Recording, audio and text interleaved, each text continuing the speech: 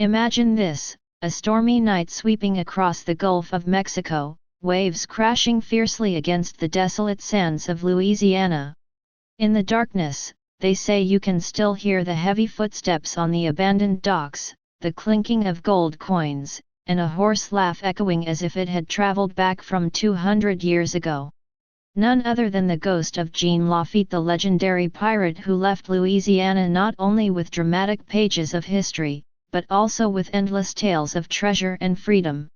Jean Lafitte was not a fictional character from a romantic novel. He was real, flesh and blood, born sometime around 1776, when the world itself was convulsing with wars and empires fighting over land. But Lafitte never truly belonged to any one nation.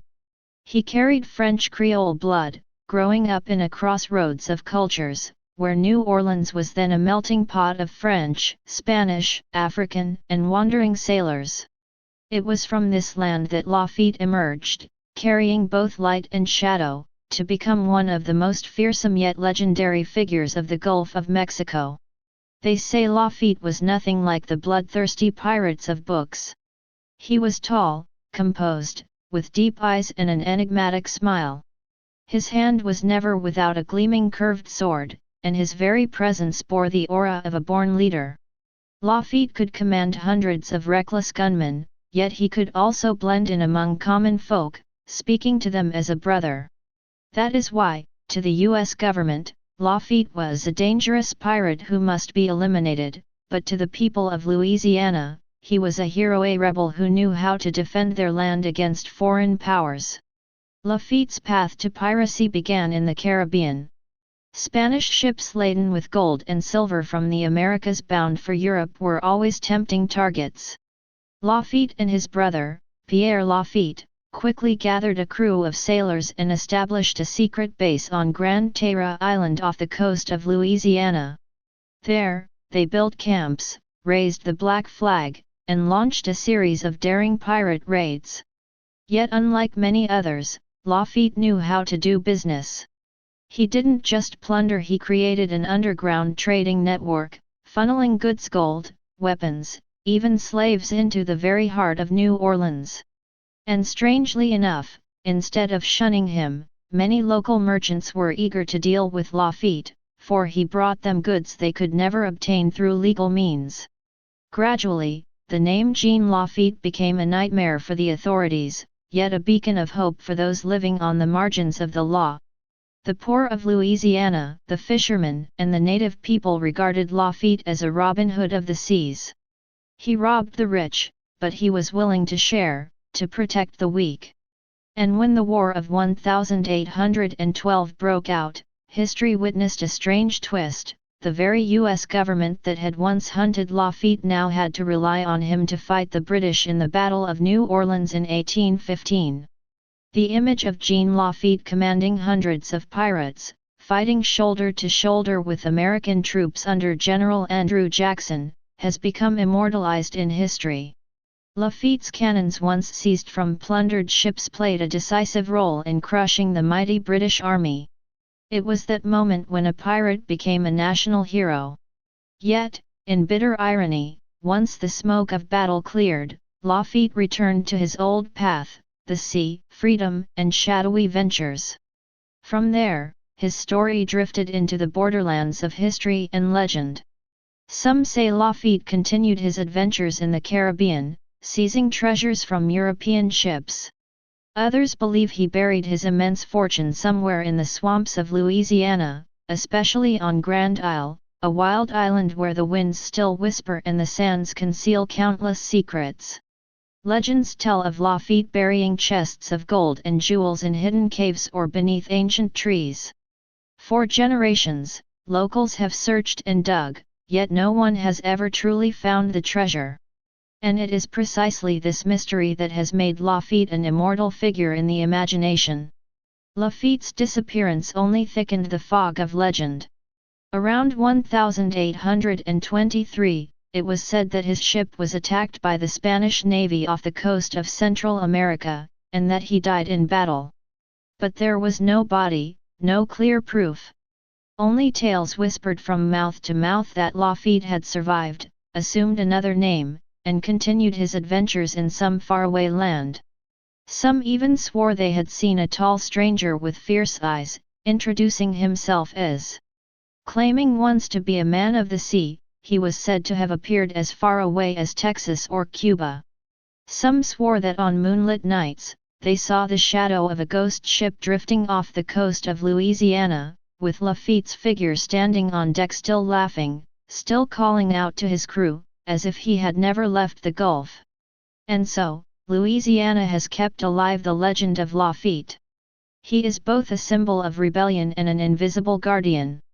Visitors to Grand Isle still hear tales of footsteps in the night, or see flickering lights beneath the sand as though reflecting from buried gold coins. Some believe Lafitte's spirit refuses to leave because he has yet to reclaim his own treasure.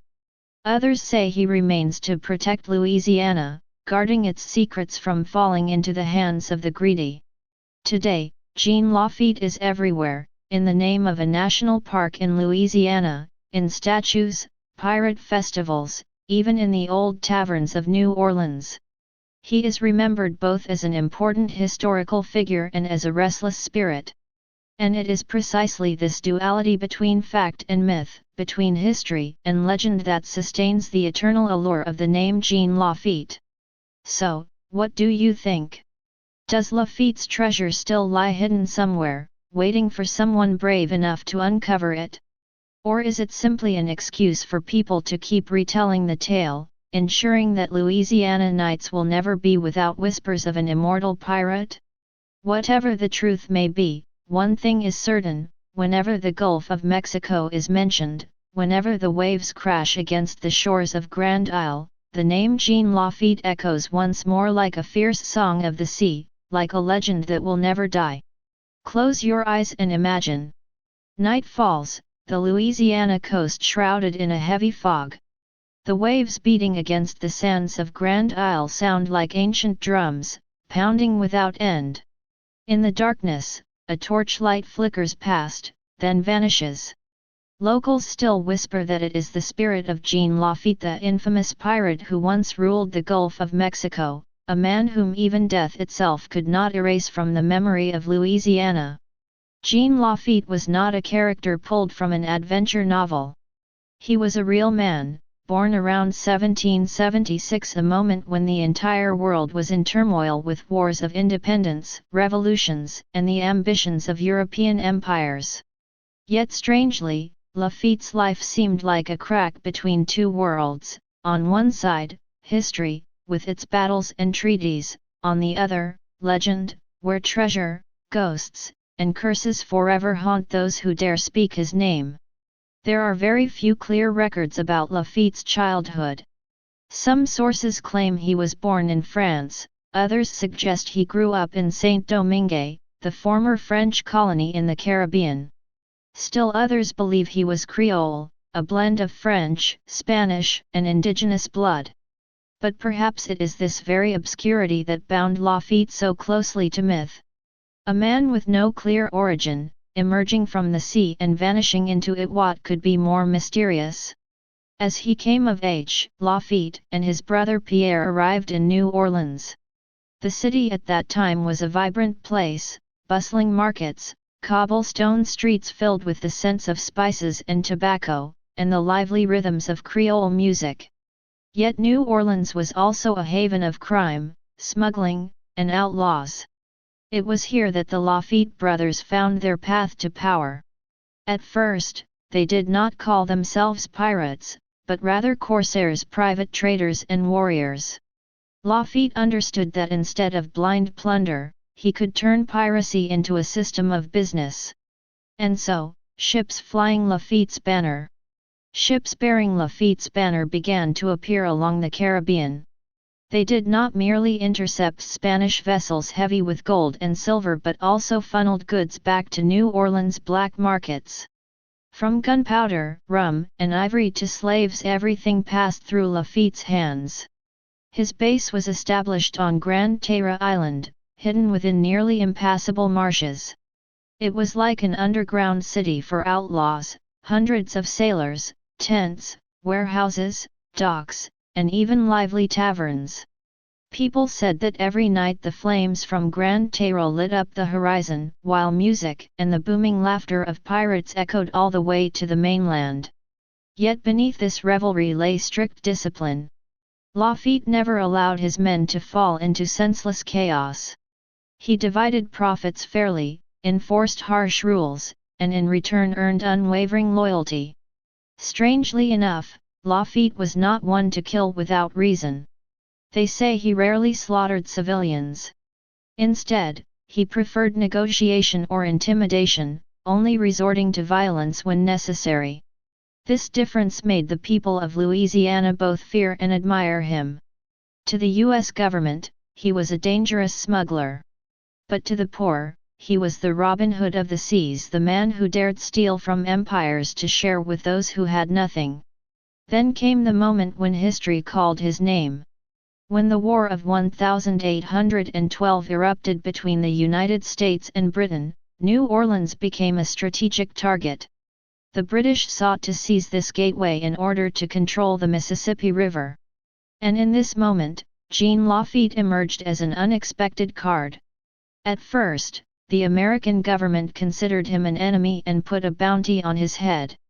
But General Andrew Jackson, who would later become president, saw in Lafitte a strength the regular army could never match. Jackson struck a deal: if Lafitte and his pirates agreed to help defend New Orleans, they would be granted a full pardon. And so, in January 1815, the legendary Battle of New Orleans took place.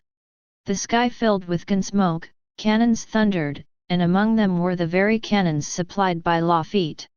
His pirates, men bred on the sea, now fought like seasoned soldiers.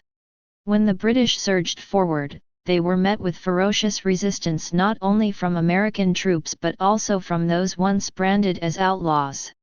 Thanks to their contribution, the Battle of New Orleans became a stunning victory. The British were defeated, forced to retreat in humiliation. And the name of Jean Lafitte, once a hunted man, suddenly became a hero. But that glory did not last. When the smoke of battle cleared, the U.S. government still could not tolerate a pirate existing within its borders. Lafitte knew this well. He withdrew from New Orleans, taking his crew with him, and continued his adventures at sea.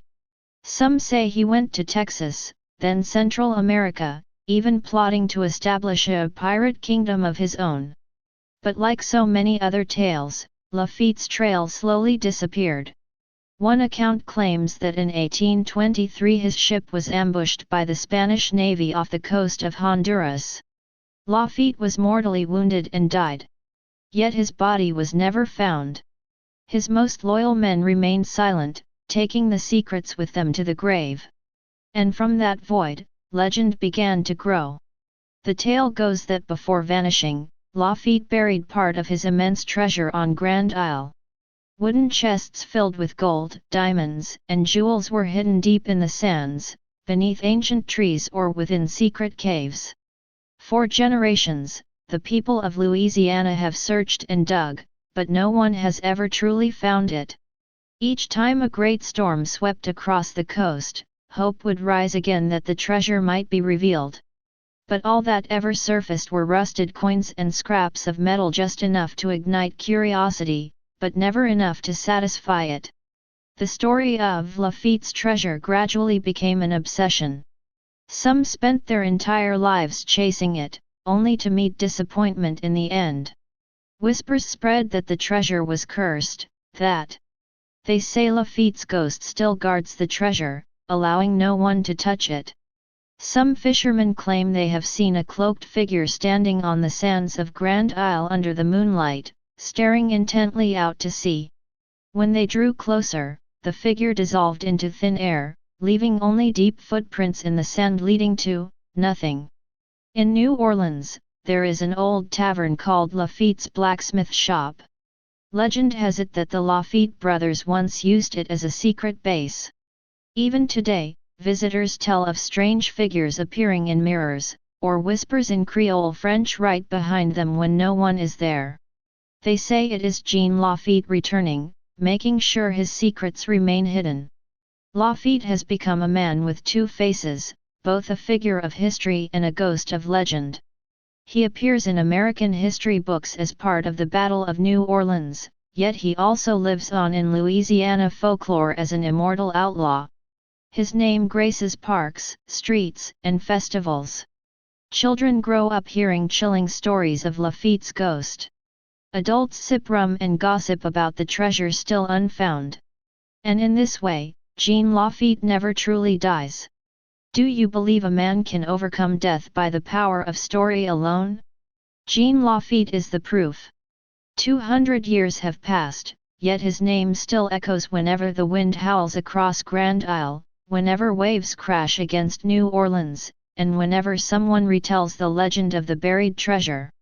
People come to Louisiana not only for jazz or gumbo, but to listen to the whispers of the sea once ruled by a pirate. Perhaps Lafitte's treasure was never gold and jewels at all. The true treasure is the immortality of his name, the way he endures in the imagination of mankind. For gold will rust, but legend endures forever. And when you stand on the shores of Louisiana, staring into the endless night, listen closely.